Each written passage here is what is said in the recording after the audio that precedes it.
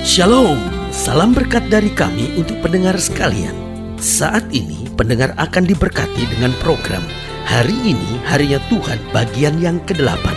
Sebuah program rohani tentang doktrin Alkitab yang menolong kita untuk semakin tertanam dalam kebenaran firman dan bertumbuh dalam kemuliaan. Bersama hambanya, Pendeta Gilbert Lumwendong, STH. Banyak orang merasa doktrin Alkitab sebagai sesuatu yang membingungkan. Tetapi tahukah saudara bahwa doktrin Alkitab intinya adalah memahami Alkitab dengan benar, dengan pemahaman yang sistematis, sehingga kita terus dapat tertanam di dalam kebenaran firman, sehingga kita terus bertumbuh di dalam kemuliaan Allah. Buka hati saudara sekalian untuk menerima berkat-berkat firman-Nya hari ini. Salah satu persoalan orang modern hari-hari ini adalah menjadi orang yang tidak tahu diri atau menjadi orang yang lupa diri. Banyak orang waktu dia baru mulai usahanya, misalnya baru mulai bisnisnya, baru mulai dagangnya, waduh, orangnya rendah hati banget.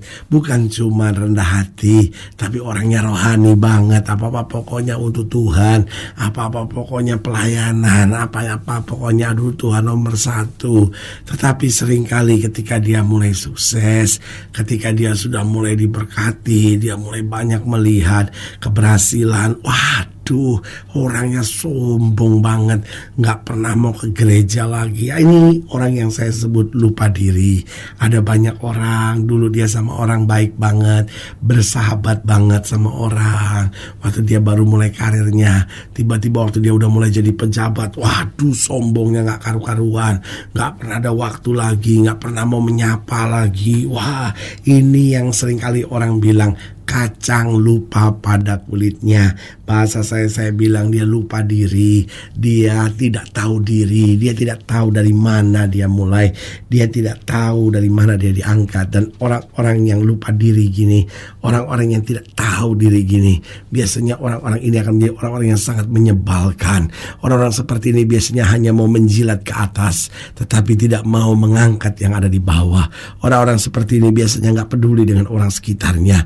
Buat dia yang penting saya punya teman di atas, saya punya orang-orang di atas. Saudaraku yang kasih dalam Tuhan, buat orang-orang yang tidak tahu diri, buat orang-orang yang lupa diri, saya selalu bilang begini, keberhasilan bagi mereka sifatnya sementara. Kenapa? Cepat atau lambat, orang-orang yang lupa diri, orang-orang yang tidak tahu diri gini pasti akan jatuh kembali dan dipermalukan oleh Tuhan. Tetapi saudaraku yang kasih dalam Tuhan, orang-orang yang tahu menghargai dari mana dia diangkat, maka orang-orang seperti ini akan berjalan makin hari, makin melihat damai sejahtera dan berkat yang berkelimpahan. Begitupun dengan kekristenan. Ada banyak orang Kristen anak Tuhan yang tidak tahu diri, yang lupa diri. Dia tadinya aktif doa, dia tadinya apa-apa pokoknya menyembah Tuhan, menyerahkan semuanya kepada Tuhan. Tapi waktu sudah mulai melihat keberhasilan, melihat mujizat, dia tidak tahu diri. Dia tidak tahu bersyukur. Saudaraku yang kasih dalam Tuhan, tahukah kita bahwa tidak ada apapun yang kita miliki dalam hidup ini, karena semuanya yang kita miliki datangnya hanya oleh anugerah Tuhan. Haleluya. Selamat datang dalam program kita hari ini, Harinya Tuhan, sebuah program rohani yang kembali mengingatkan kepada kita betapa pentingnya kita menjadikan firman Tuhan sebagai dasar keseharian hidup kita.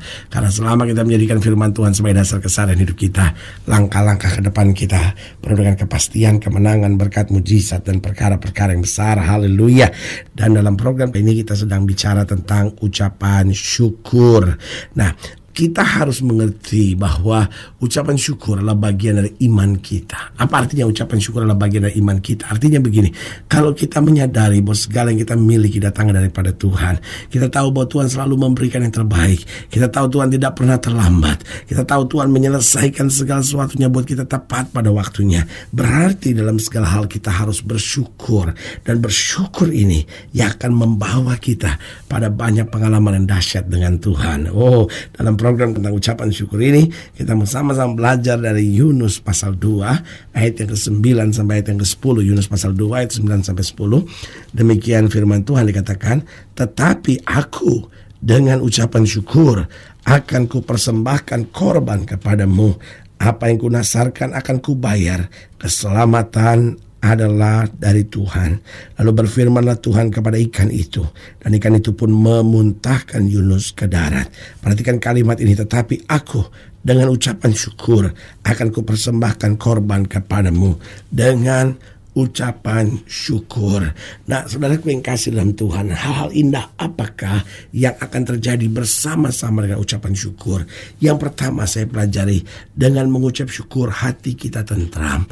Tahukah saudara, makin kita mengeluh, makin kita bersungut, makin kita bertindak dengan kekuatan kita sendiri, maka apa yang terjadi? Hati kita makin lama makin gelisah, hati kita makin mudah tersinggung, hati kita jadi cepat capek, hati kita mudah sekali untuk gelisah, mudah sekali panik gitu. Kenapa? Karena makin kita ngandelin kekuatan kita sendiri, makin kita mengeluh, kita melihat kayaknya hidup ini tuh terasa berat banget, hidup ini terasa sukar banget. Tapi kita mengucap syukur, kita tuh merasa ada tentram di hati kita, kita merasa ada damai sejahtera, kita mulai merasa iya, saya gak perlu takut apa-apa, saya punya Tuhan kok, Tuhan saya akan bertindak kok, Tuhan saya akan lakukan perkara-perkara besar kok buat saya.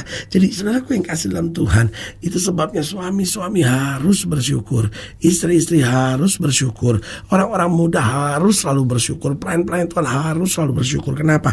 Syukur membuat hati kita tentram, sehingga masalah-masalah apapun yang hari-hari ini sedang terjadi, itu tidak membuat kita gelisah, itu tidak membuat kita jadi marah-marah, itu tidak membuat akhirnya kayaknya kita tertekan gitu di batin kita, tapi justru akan membuat kita merasakan hadirat Tuhan. Kenapa? Karena dengan mengucap syukur hati kita tentram.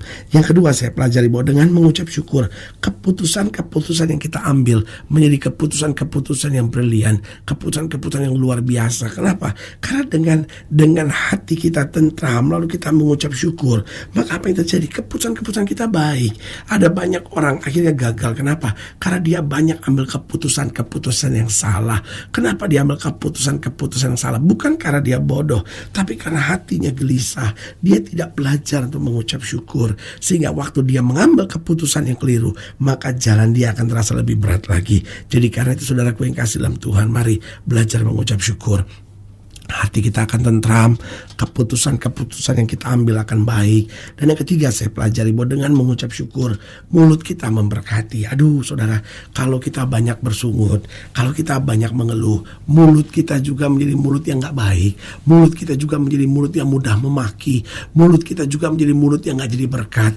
Makanya ada banyak orang yang bilang, aduh pendeta kenapa ya, saya kalau ngomong tuh suka kasar gitu, padahal saya gak mau gitu. Kenapa? Karena intinya apa yang dari mulut itu keluarnya dari dalam hati.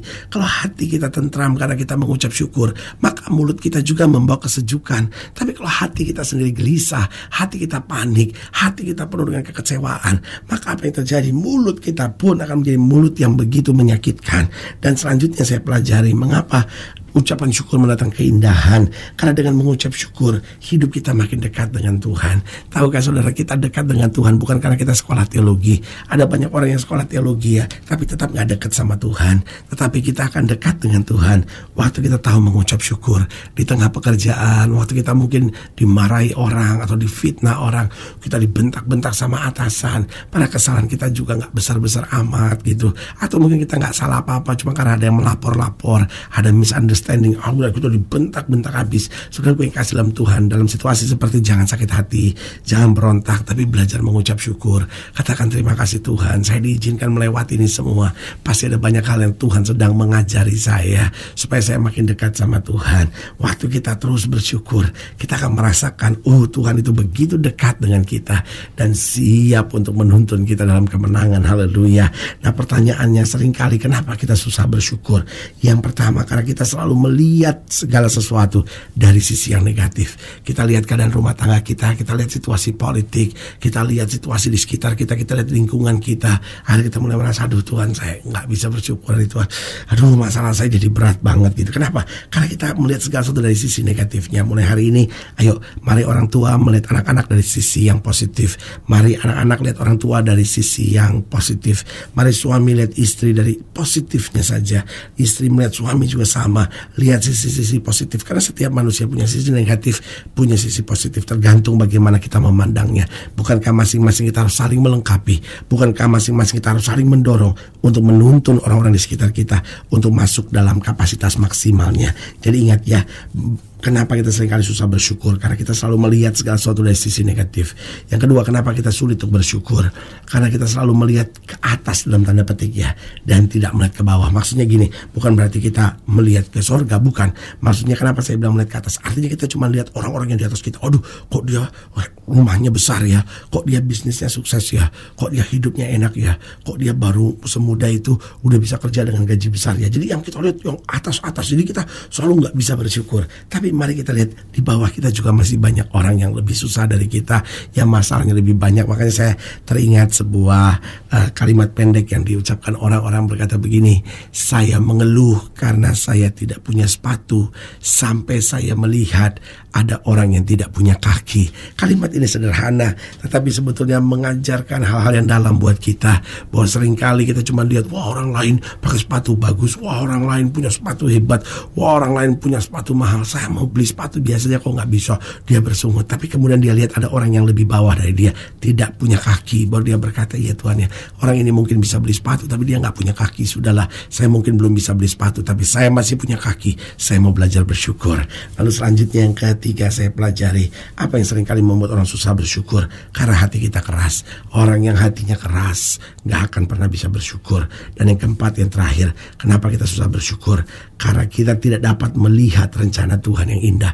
Yang kita lihat cuma keadaan-keadaan di depan kita. Tapi kalau kita belajar melihat pada jalur rencana Allah yang indah di depan kita yang luas, maka kita dapat berkata, terima kasih Tuhan, hari ini saya menghadapi masalah, tapi esok saya akan menerima mahkota dari Tuhan. Haleluya. Saudara gue yang kasih dalam Tuhan, jika saudara yang dilayani lebih jauh, hubungi kami melalui telepon, hubungi kami melalui surat, kunjungi website kami, karena kami ada untuk membawa Bapak Ibu saudara senantiasa lebih dekat pada Tuhan dan mengalami kasih kuasa mujizat yang luar biasa. Haleluya.